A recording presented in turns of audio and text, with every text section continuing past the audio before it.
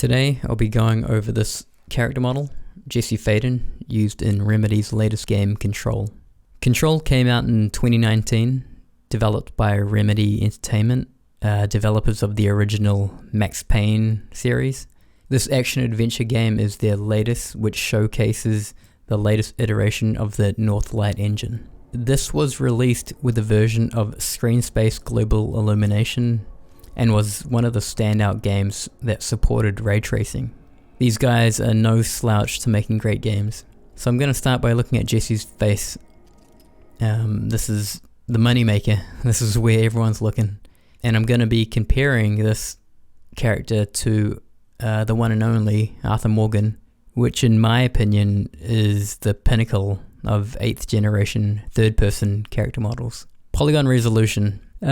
Jesse Faden is noticeably higher in terms of polygon budget, more than 2 times of Arthur Morgan, standing at 19,280 polygons compared to 9,168. This being an example of a model overcompensating for what is necessary. I believe this is taking cues from cinema. These guys do like to create cinematics. The unfortunate thing is that the polygons are one thing.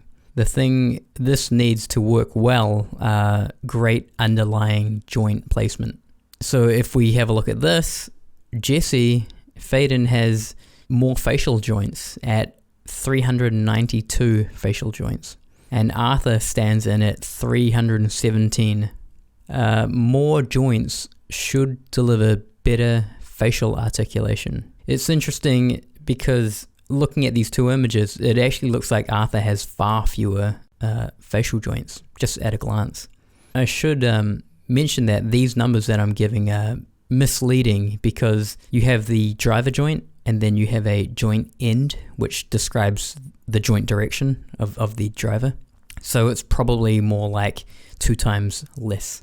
So we have a higher fidelity model and rig for Jesse Faden in Control. How was this reflected in-game? Oh, hello. Is there something I can help you with? I'm Jesse, the new director. Should I have killed you, Jimmy Brooks? Alright, so how would I sum that up? I believe the model and rig are just the baseline. The animation is how it comes together, especially when creating living, breathing characters. Remedy here has all the ingredients. It's just the animations that let the performance down, unfortunately. The rest of the model and textures aren't too interesting. They really don't standardize anything apart from the heads. So the UVs all look like portfolio pieces, you know, your standard unwrap type deal. I wanted to also just call out some of the environment props. I came across this post, you know, when this came out, and what is awesome to see is the constraint on these particular assets. The budget, like the poly count is very low. The edges don't even feature bevels, which would bring the polygon count down significantly.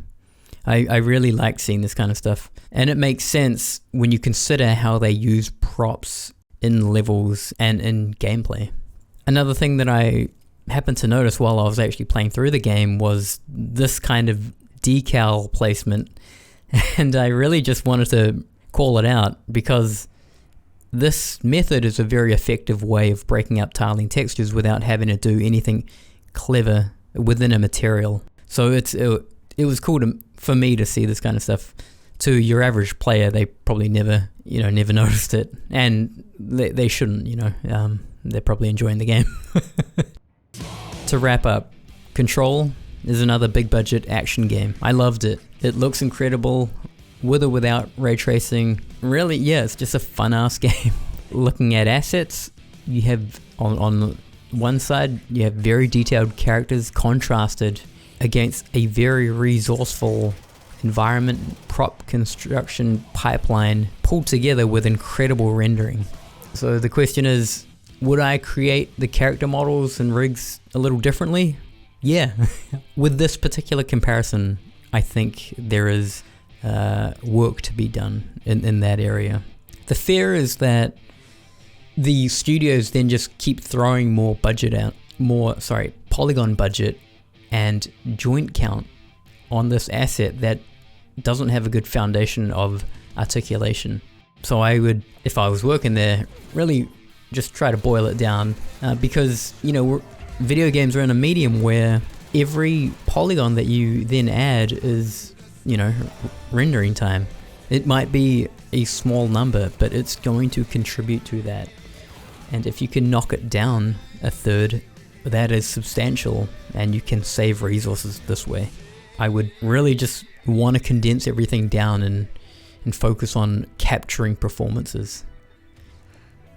Thanks again, and catch you later.